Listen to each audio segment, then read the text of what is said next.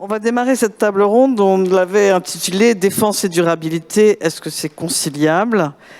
En fait, ce thème était parti plutôt des constats qui étaient faits l'année dernière. Enfin, on va en reparler avec Antoine Bouvier, qui est donc patron de la stratégie chez Airbus, du groupe Airbus, directeur de la stratégie des acquisitions et des fusions, et avec Adrien Estève, qui est à l'IRSEM. L'IRSEM, c'est un organisme de recherche qui est un peu dans la sphère de l'armée française et qui a étudié les questions d'environnement, de durabilité, de changement climatique, de défense, etc.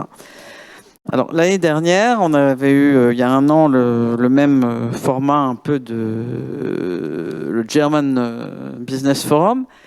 Et sur la table ronde défense, les industriels, aussi bien français qu'allemands, étaient très inquiets des normes ESG, Environmental, Sustainable, etc. Et disaient que de plus en plus, ils avaient du mal à trouver des financements et que pour une industrie qui est quand même un peu vitale, la vie devenait très compliquée. Alors moi, j'ai juste envie de demander à l'époque, la Russie n'avait pas attaqué l'Ukraine. Le monde n'était pas beaucoup plus friendly, mais bon, on était quand même dans un contexte complètement différent. Aujourd'hui, on reproche à la France et à l'Allemagne de ne pas produire assez, de produire trop lentement et de n'avoir rien en stock et que leur aide à l'Ukraine est dérisoire comparée à la profondeur de la poche américaine. Bon, je vois qu'on a peut-être une rescapée. Voilà. Donc, Monsieur Bouvier, bon, voilà, vous avez un poste d'observation quand même incroyable chez Airbus. Donc, qu'est-ce que vous pouvez nous parler de cette évolution de on trouve pas de financement à on se fait taper sur les doigts parce qu'on produit trop lentement et trop peu. Yeah, Anne, thank you. Yes, this is a paradox that we have to manage, which is, I would say, even more a paradox today than it used to be 1 year ago. For the last 3 decades, we have enjoyed what we used to think was what we call the peace dividends.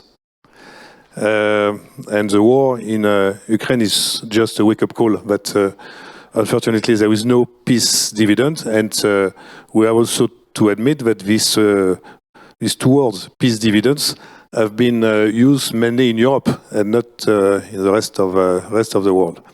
So 1 year ago, we were very concerned about taxonomy, not taxonomy as a whole, social taxonomy. Because Airbus is very much aligned with the environmental taxonomy, which is the use of aircraft, decarbonization. So it's social taxonomy, which is focusing on defense and more or less explaining that defense is in itself an unsustainable activity. So we have had social taxonomy, we have had the so-called eco-label, and now what we see is that in Brussels, these 2 initiatives will be postponed to the next Commission.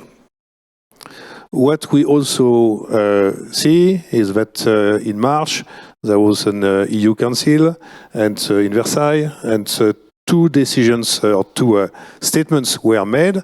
First, the defense industry should not be restricted in terms of access to funding.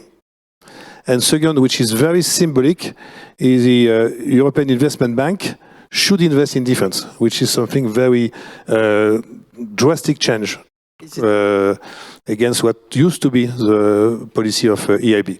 But what we see... Has it been decided or it has been... No, it is a statement. Okay, just a statement. It's a statement. And there is a long way to go between a statement and something that we see is changing in the day-to-day life of defense companies. And what we see is no change on the policies of the banks, of the insurance companies. More and more difficulty for the SMEs to access to funding. And I can tell you, certainly not a pause in any way of the type of, I would say, anti-defense lobbying that we see from a number of organizations and ONGs in Brussels. So we are still very concerned, and we are even more concerned because there is a growing gap between what is expected from us, the defense industry, and what we see in terms of restrictions and in terms of limitations of access to funding. Okay, so it hasn't disappeared. Alors, je vais poser la question. Vous avez fait une recherche sur environnement, défense. Vous avez publié un livre, excusez-moi, est-ce que vous pouvez rappeler son titre? Je l'ai noté quelque part, mais je ne retrouve plus mes notes. Guerre et écologie, l'environnement et le climat dans les politiques de défense. Voilà. Et donc, l'industrie de défense dit et rappelle, il n'y a pas d'environnement s'il n'y a pas de sécurité.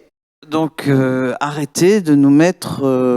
et c'est vrai que dans les critères d'ONG ou dans les critères produire des armes, c'est une chose qui tue, donc c'est mal, quoi. Donc comment est-ce que vous avez vu un débat un peu évoluer au cours de l'année passée?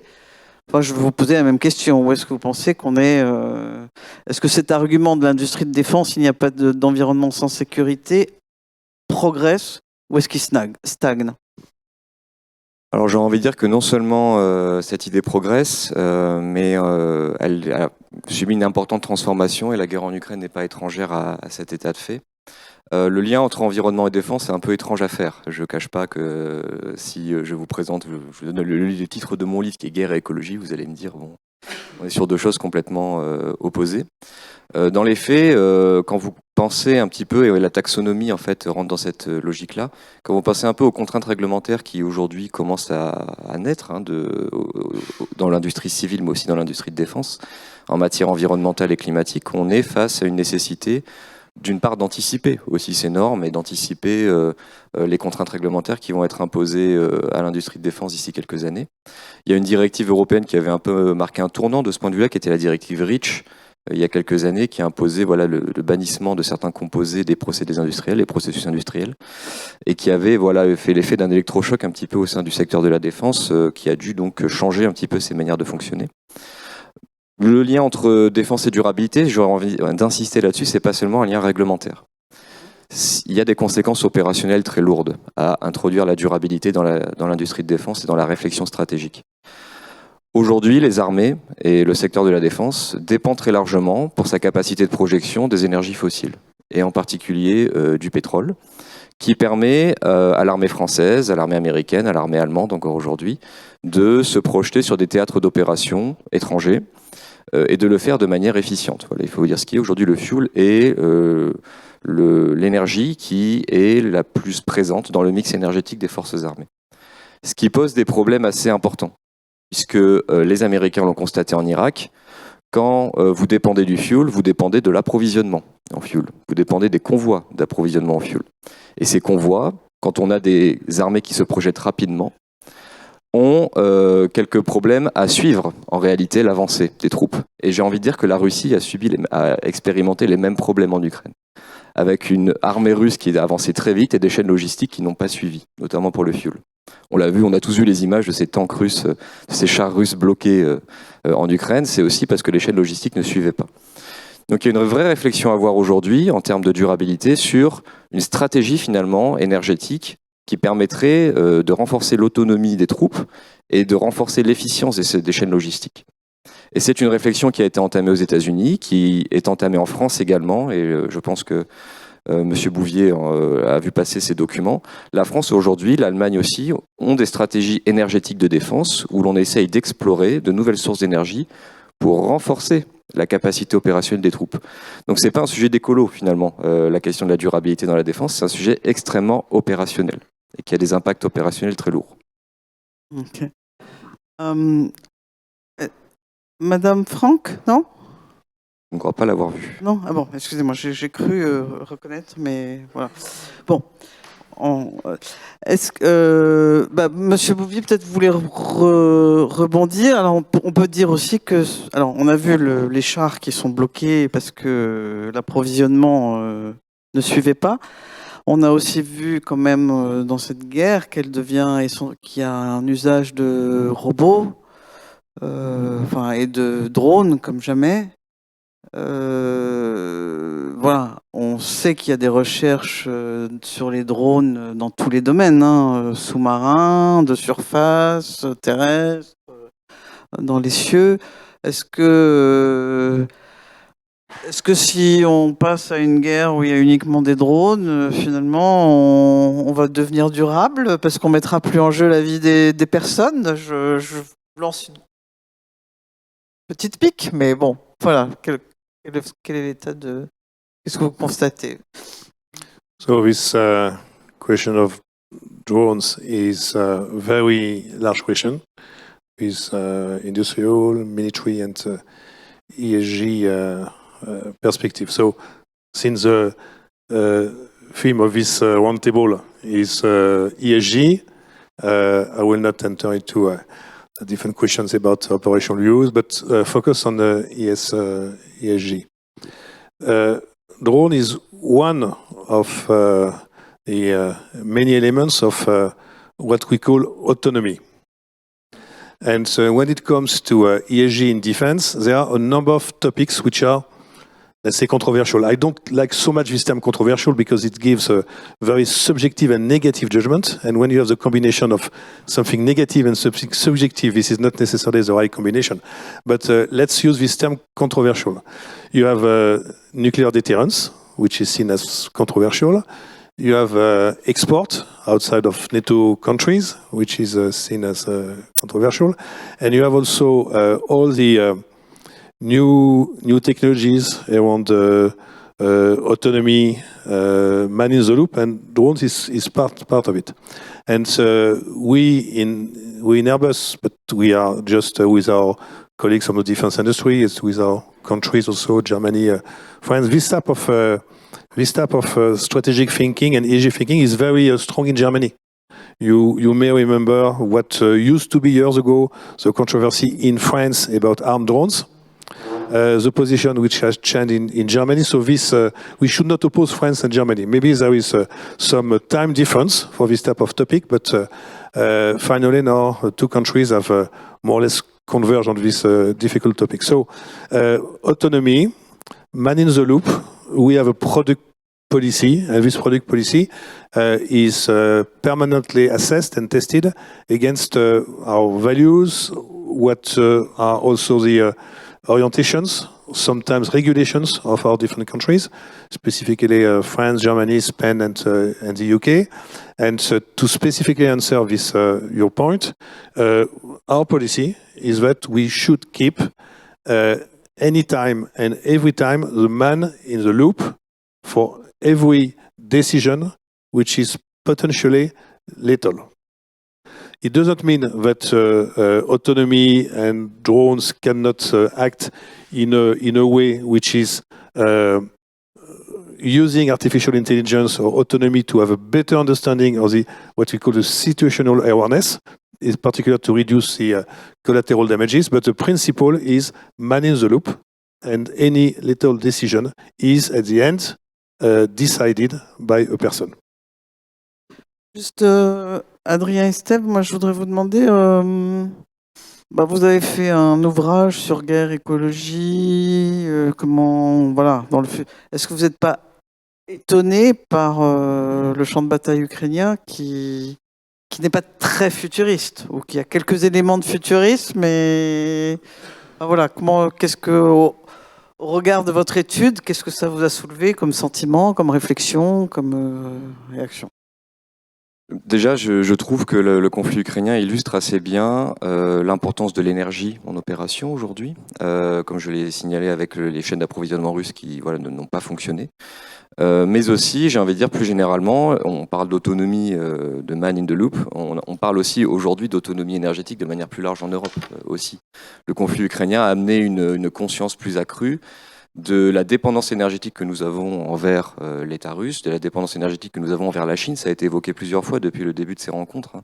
Quand on parle de transition énergétique, on va vers des énergies, on va aussi dépendre des terres rares, donc on va aussi dépendre effectivement de puissances étrangères. Donc il y a une vraie réflexion à partir de la guerre en Ukraine sur l'autonomie énergétique européenne. Et l'Allemagne et la France sont aujourd'hui très préoccupés, et les secteurs de la défense en particulier, sur comment sécuriser nos approvisionnements énergétiques de manière à ne plus dépendre de pays qui seront amenés peut-être un jour ou l'autre à être en compétition avec nous, ou qui seront amenés à nous mettre la pression aussi, à certains égards, sur des questions stratégiques ou des questions de projection stratégique. Donc je pense que le conflit ukrainien a amené déjà, d'une part, la réflexion, comme je disais, sur les théâtres d'opération de l'énergie, plus généralement de l'autonomie énergétique européenne, voire de l'indépendance énergétique européenne, mais on en est très loin aujourd'hui. Finalement, quand on parle de guerre et écologie, le conflit ukrainien nous a aussi amené à réfléchir sur les équipements que nous utilisons et la manière de combattre. On a parlé des drones à l'instant, on a parlé de la robotisation de la guerre. Effectivement, dans le conflit ukrainien, on voit une prolifération du usage des drones maritimes, aériens, terrestres, qui sont utilisés des deux côtés. Et ça pose un certain nombre de questions aussi sur, man in the loop. Finalement, est-ce que les hommes sont aujourd'hui réellement au cœur du processus décisionnel? À quel point est-ce que finalement on respecte le droit de la guerre quand un homme est dans in the loop, ou est-ce que quand un drone prend les décisions?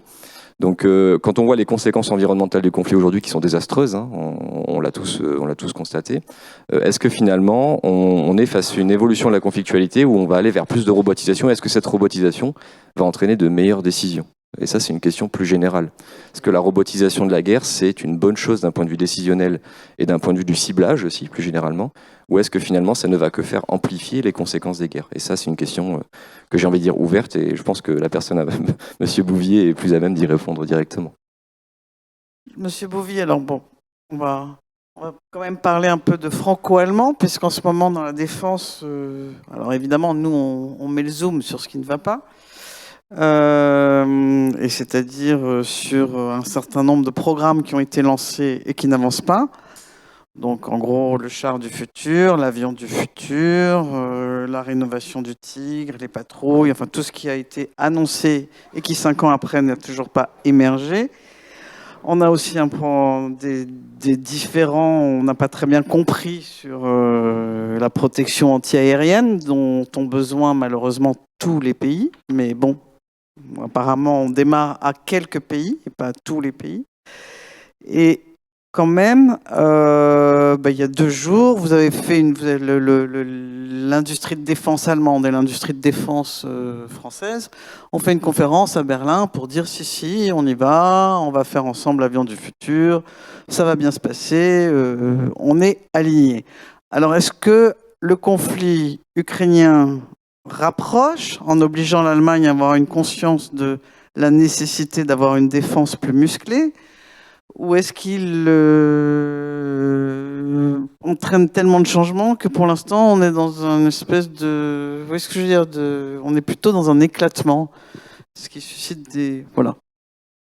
Maybe the answer is yes to your 2 questions. And yes, you're right. But you, as a journalist, you have to zoom on what is more an issue than something which could be seen as more positive and optimistic. So when we see what has changed, what has been the Zeitenwende, if I use my limited German the right way, since the war in Ukraine, center of gravity of Europe is moving eastwards. We have now a wake-up call about high-intensity conflict in Europe. We have a deep energy crisis, which is just illustrating, and more illustrating, which is just the direct consequence of policy of dependency on Russia. We have a very new relationship to build up with China. We have a competitiveness gap between Europe and the US due to the price of energy. We have the consequences and impact of sanctions, which are to a large extent supported by Europe and to a lesser extent supported by the US. And we don't see really what we would like to be the end game in Ukraine. In any conflict, it is important to say, okay, this is our objective. This is what we want to achieve. What is the end game? When we listen to the different countries, even within NATO, there are different views about what should be the end game. And I'm sure you perfectly understand what I mean. There are different ambitions in terms of what will be the size and the objective of the conflict with Russia. So once this is said, is it really a surprise that between these two main EU countries, not European countries, because I don't discount the UK, but EU, European Union country, is it a surprise that there are some tensions, some difficulties, some topics which are more difficult than they used to be? No. When Olaf Scholz has delivered his speech in Prague, this was not a coincidence, it was in Prague. The center of gravity of Europe is now closer to the Russian border, and Germany is closer to the Russian border than France. So there are ups and downs in the German-French relationship. When we look at the past and the past over the last decades, we have seen a number of situations where the relation was really challenged. What we see, and let's try to understand what we can do to build or to rebuild the strength of this relationship. In Prague, Olaf Scholz has used words which were not familiar to any German government about European sovereignty in defense, about the necessity, yes, to build up, to continue to have a strong relationship with the US and with NATO, but also between the lines, not being able to fully trust the US medium long term for the security of Europe. So a number of things that are going in the same direction as the one that is more traditionally the direction of France. And I would like to take an example which is very often, so I use the fact that we are not so many of this round table to speak a bit longer than what is my time, so with your permission, thank you. Nuclear deterrence, which is very often used as an example of a divergence between Germany and France. The recent speech of Emmanuel Macron in Toulon, every word is important when it comes to deterrence. There is the vital interest of France have a European dimension, which means that French deterrence is contributing to the security of Europe. This was what was said by the French president. What he said. And what was formalized in the coalition treaty between the Greens, SPD, and Liberals is something which is extremely important and which I think was not sufficiently noticed in France. First, the coalition agreement is supporting NATO as a nuclear alliance, which was not necessarily something which was taken for granted. And even more important, as you know, there is this group of 5 countries, Germany, Italy, Turkey, Belgium, Netherlands, which are part of the so-called nuclear sharing scheme within NATO, which is countries which obviously are not owners of any nuclear armament, but carry the B-61 US atomic bomb under their dual capability aircraft. And then in this coalition treaty, there was a confirmation that Germany will remain a member of the nuclear sharing alliance, which is something, unfortunately, in France, this has not been noticed enough. This is going well in the right direction. So there are a number of things which are going in the right direction and convergence, which are, unfortunately, a bit disregarded. Okay, so now Germany is now aware of sovereignty issues. Okay, to have a kind of nuclear deterrence that we interpret in France like buying F-35, buying, without seeing the big picture. And can you tell us just a word about the SCAF? Because the program. So I will come on the program. I have not forgotten the first part of your question. But if I may just come back 1 second, because you say interpret as a F-35. Currently, the B-61 in Luftwaffe is carried by the Tornado. Tornado will retire, and then Germany needs to have another aircraft to carry the B-61. And whether or not this could have been the Eurofighter, maybe, but this has been a discussion between the US and Germany. At the end, they have 35.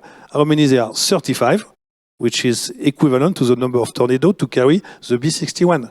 So the rationale behind the F-35 decision in Germany has not been well understood in France. So about all the programs, some of them are have been delayed. Some of them will not continue as they have been originally designed, and some of them, including the most important one, are still. And this is, I will not comment on this very last line of negotiation between the industry, which, by the way, I can confirm is progressing very well, but also this last round of political discussion, negotiation between the three countries, because you should not forget that FCAS is a Spanish, German, French program. And this FCAS program will define what will be the operational capabilities, what will be the industrial arrangement between Spain, France, and Germany for the next decades. I prefer to have difficult discussions today, and then we have something which is more aligned when we start, than a discussion which will come after we sign.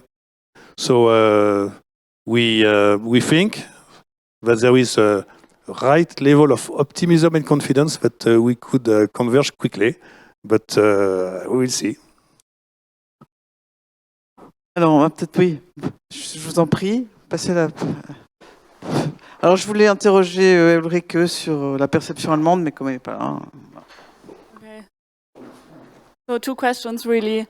One is on military and defense, and the other one is on durability, sustainability. The first one, I mean, obviously you touched on Eurofighter and the French aircraft, and I perceive it as being a German in France. I perceive the press relatively negative when it says, why you're not buying our fighters, why you're buying American product and so on. But on the other hand, as it was evoked in the previous discussion, there is competition, and competition is good for innovation, right? So what do you think are the next points where Germany and France, where they need to work together, where do you see a positive perspective in terms of common defense, both in terms of arms, because A400M, I mean, let's be honest, it's a transport thing. I mean, it's not really we all know what it is. And the second question would be, as far as sustainability is concerned, going 2 panels back, actually, I mean, now more than ever, French and German interests are aligned in terms of how do we sustain on our energy. Energy has become a question of security. And from hearing Total Energies and RWE, it sounds like politicians just need to decide on a common plan, and then we will have a solution to protect our Europe, right? And at the same time, the feeling is that politicians are like, we're just muddling through right now. What do you think is missing, and where are the most promising initiatives going forward in defending Europe together, and in this cooperation, the French-German cooperation? I start to answer the first question. Your first question is very much linked to the discussion we have had at the previous roundtable about micro launcher, mini launcher, Ariane, and successor of Ariane 6. So competition is good for innovation, and critical mass is also good for innovation.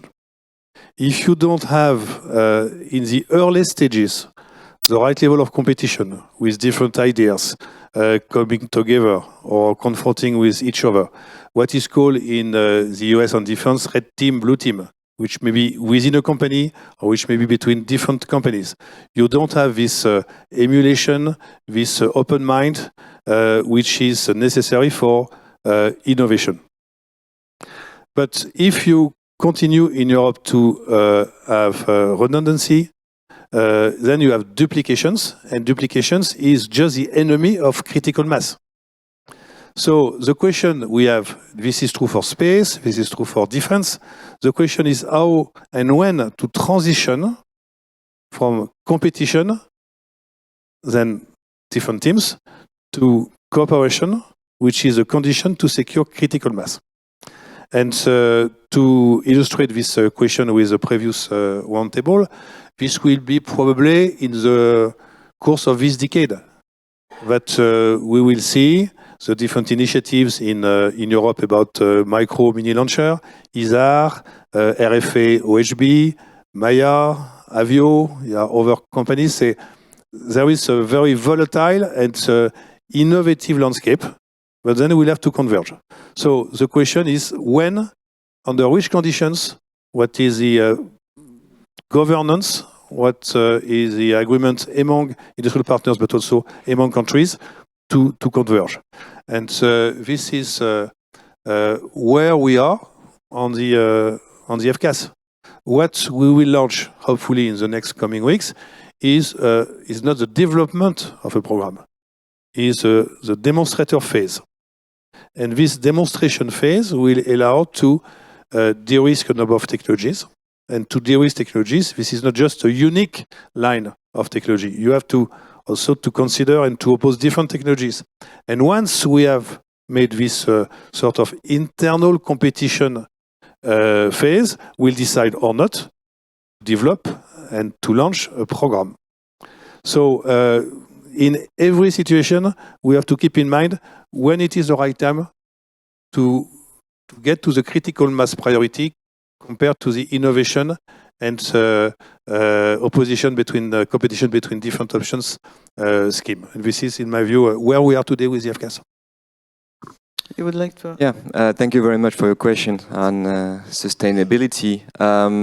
Actually, I believe we are in a moment where the military interest and energy interest of France and Germany are converging, right? And Europeans are converging. We are at a very interesting moment where we can have a common thinking on sustainable security to a certain extent, right? And how do we build sustainable security from an energy standpoint and from a military standpoint? The two go together to a large extent, as the war in Ukraine shows us.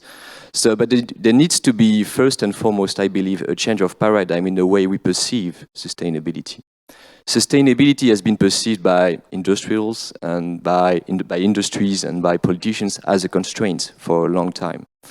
We need to think about it as an opportunity also, an opportunity to strengthen our sovereignty, to strengthen our autonomy, and therefore an opportunity to bring together our energy and military interests. And therefore, I think this change of perspective needs to come quite quickly if we don't want to build other dependencies with China, with other countries, that will necessarily bring us to the same situation we are in right now. And we know that strategic thinking needs to be on the long run, and military programs are in the long run. So if we want to be more autonomous, have a stronger sustainable security in 2050, let's say, we need to start working on it right now. So we are in this very important moment, I believe, and I think this panel actually makes a lot of sense in the Franco-German Forum, to build, let's say, synergies between our industries and between our strategic communities to work on sustainable security. So I think sustainability, there needs to be a change of paradigm, right? There needs to be a more view of the strategic importance of sustainability as well. There was a question, which was a very difficult question that I have not responded to, and maybe I will not escape. Is a question about air defense and missile defense. Right. So, as everybody knows, Germany has proposed to be the leader of a group of countries to build an air defense, European air defense. And France feel they haven't been invited to this group, and they say, why? so first, this is not something new. No, not at all. Because when you may remember the MIATS program, the TLVS program, which used to be cooperation between the US, Germany, and Italy, have been discontinued by the US. The MEADS have been restated by the US and Germany with the name TLVS, and at the end were not confirmed.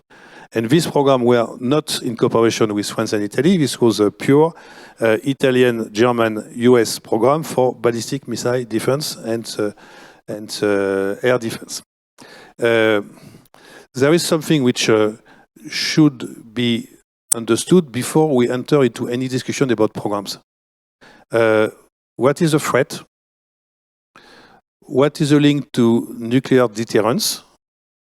Because when you discuss ballistic missile defense, whether it's a territorial defense or local defense, whether you want to defend yourself against exoatmospheric or endoatmospheric missiles, this is not a technical question. This is a political and strategic question.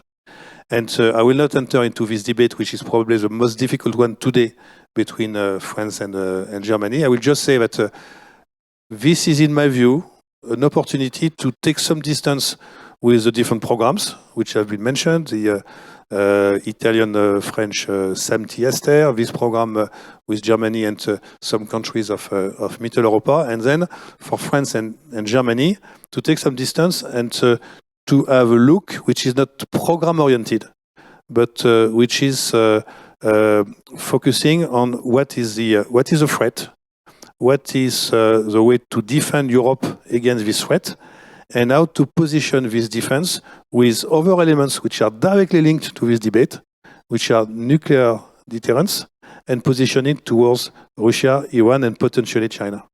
And I see it as an opportunity for the countries. The industry will just support the countries to have this strategic discussion. Ok. Bon, oui, je pense qu'il est l'heure de clore. On va garder en tête qu'il y a un débat à suivre intéressant qui s'ouvre. Et puis, on va ouvrir l'heure du déjeuner. Ah ah, pardon. Bah, alors, on va ouvrir l'heure de la prochaine conférence. Excusez-moi.